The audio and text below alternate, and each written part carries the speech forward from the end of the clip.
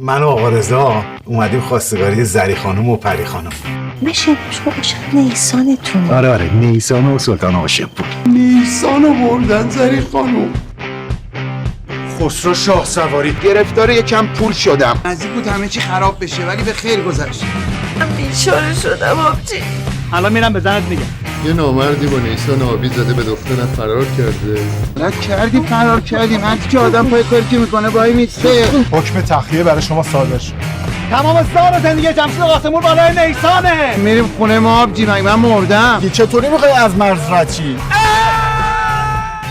10 بار تا حالا بیشتر جلوی کاملیارو گرفته به بهانه حرف زدن. برام فاته دلم یه جا گیره. یعنی عاشق شدی؟ من یه باجناق دارم. این عاشق شماست، اسم خوشی نوشته جمشید قاسمپور. نیسان آبی